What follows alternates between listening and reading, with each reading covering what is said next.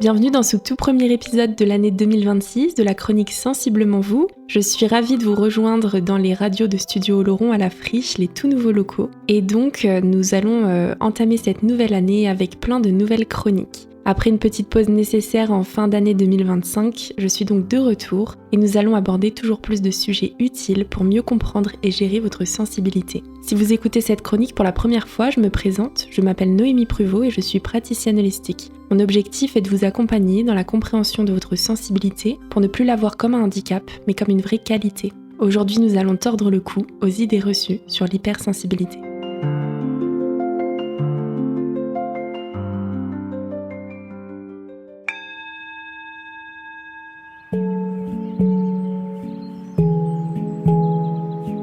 L'hypersensibilité est un terme qui peut paraître à la mode, pourtant 20 à 30% de la population le serait selon plusieurs études scientifiques.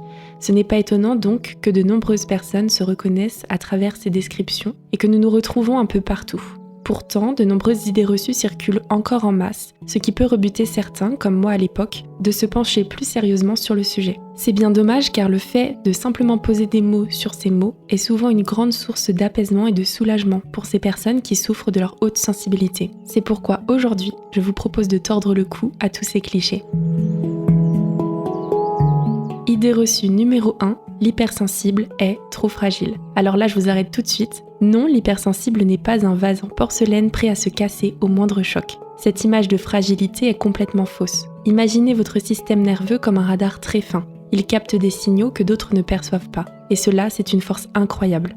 Par exemple, vous pouvez sentir quand quelqu'un est triste ou stressé, avant même qu'il ne parle. Cela fait partie de mon quotidien et j'en suis sûre, de beaucoup de personnes qui m'écoutent aujourd'hui. Vous pouvez anticiper une tension dans une réunion ou comprendre les non-dits dans une conversation et encore, d'autres vous demanderont comment vous faites. Donc non, on n'est pas fragile, on est plutôt très perceptif. Les hypersensibles développent souvent une grande résilience car ils doivent apprendre à gérer ce flux d'émotions et de surstimulation. Ils s'adaptent, se protègent et deviennent parfois des experts du calme au milieu de la tempête.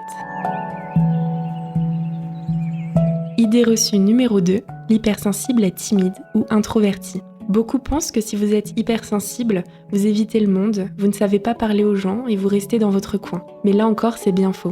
Être hypersensible, ça ne veut pas dire être renfermé. Beaucoup sont extrêmement sociables, aiment la compagnie, la discussion et les échanges profonds. La différence, c'est que les hypersensibles ont besoin de pauses régulières pour se ressourcer. Et puis, il y a simplement des personnes introverties et d'autres extraverties. Être hypersensible n'empêche pas d'aimer sortir faire la fête. Il faut juste penser en termes de batterie. Vous pouvez être très actif un moment, mais il faut ensuite vous recharger. Ces pauses permettent de digérer les émotions, de se détendre et de revenir avec une énergie renouvelée. Si vos batteries sont complètement à plat, le chaos émotionnel peut alors débarquer. Ma solution est simple, bien se connaître et s'accorder régulièrement des moments de ressources, comme lire, marcher en nature ou encore dormir suffisamment. Donc si vous connaissez quelqu'un qui adore sortir et partager, mais qui disparaît parfois pour une journée cocooning, ce n'est pas de la timidité, c'est de l'auto-soin, et ça fait partie de son fonctionnement naturel.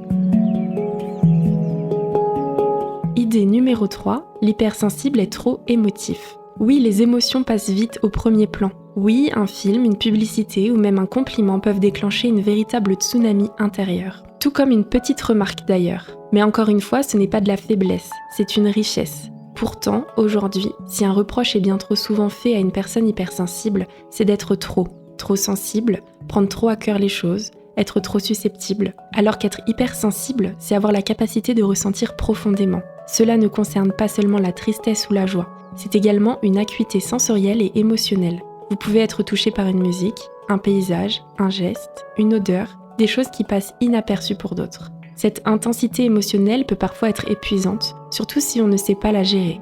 Elle peut aussi être extrêmement créative et inspirante. Pensez aux artistes, aux écrivains, aux thérapeutes. Beaucoup sont hypersensibles et utilisent cette profondeur pour créer, transmettre et accompagner les autres. Pour gérer cette émotivité, voici quelques pistes simples que j'aimerais vous partager aujourd'hui. Le premier, ça va être d'oser accueillir ses émotions plutôt que de les juger, car chaque émotion a un message à transmettre. Pour savoir quel message vos émotions viennent vous transmettre, je vous donne rendez-vous dans ma chronique numéro 4, que vous pouvez retrouver sur les plateformes de replay. Le deuxième conseil que je voudrais vous donner, c'est d'exprimer ce que vous ressentez, que ce soit par l'écriture, la parole ou même les arts, qui ont un vrai pouvoir libérateur. Et enfin, créer des rituels d'équilibre. La méditation, la marche ou simplement un moment calme chaque jour vont grandement vous aider. Et puis soyons honnêtes, cette sensibilité permet de savourer les petits moments de la vie, d'avoir des éclats de rire intenses et des larmes de joie ou de compassion qui rendent l'existence bien plus riche. Idée reçue numéro 4. L'hypersensible ne peut pas réussir dans un environnement stressant ou compétitif. Beaucoup pensent encore que l'hypersensible n'est pas fait pour le travail ou les environnements où il faut performer. Trop émotif, trop fragile, incapable de supporter la pression? Eh bien détrompez-vous. Être hypersensible ne veut pas dire être inapte au stress ou à la compétition.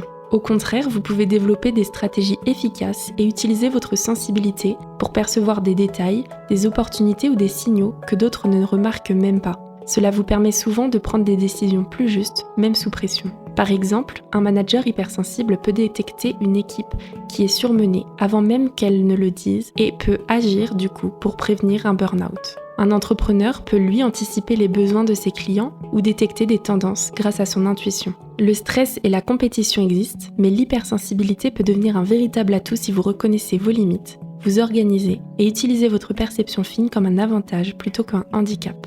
Cela dit, un environnement très stressant n'est pas toujours adapté, surtout si vous êtes anxieux. Alors, il est essentiel de ne pas absorber les émotions des autres et de vous créer une bulle de protection énergétique, comme je vous l'ai déjà expliqué dans une chronique précédente.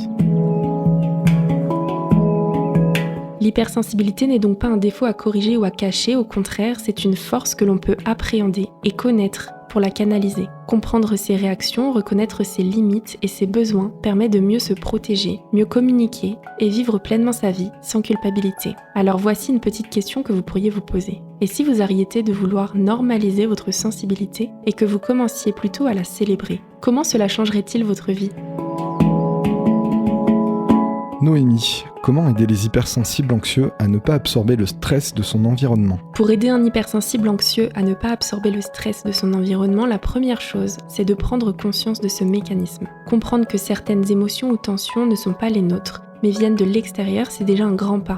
Ensuite, il est essentiel de mettre en place des protections énergétiques, comme je l'expliquais déjà précédemment. On peut visualiser une bulle de protection autour de soi, respirer profondément, se recentrer sur son corps et sur ses sensations. Il peut aussi être très utile de créer des routines de déconnexion. Par exemple, on peut prendre quelques minutes de silence, méditer ou marcher dans la nature, ou alors simplement faire une pause loin des écrans et des sollicitations. Et enfin, apprendre à poser des limites claires, c'est très important. Dire non quand c'est nécessaire, accepter de ne pas tout gérer ou absorber, car on ne peut pas sauver tout le monde. Souvent, je répète une phrase qui m'a beaucoup aidée sur mon propre chemin. Chacun est responsable de son propre bonheur. Ce sont des pratiques simples, mais répétées régulièrement qui peuvent, à un hypersensible anxieux, permettre de garder un équilibre et de transformer sa sensibilité en atout plutôt qu'en poids.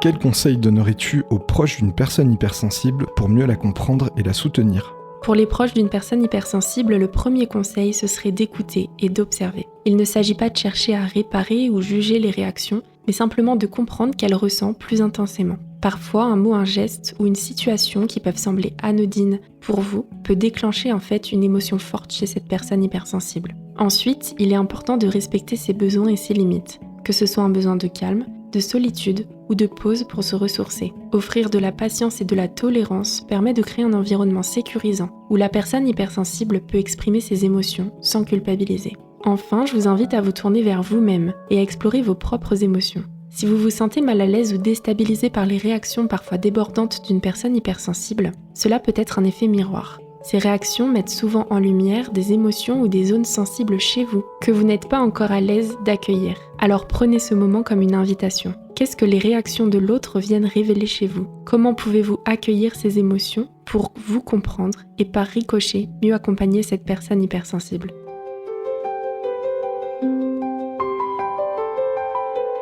C'était Noémie Pruvot dans votre chronique Sensiblement vous, un moment pour vous recentrer et écouter votre intériorité.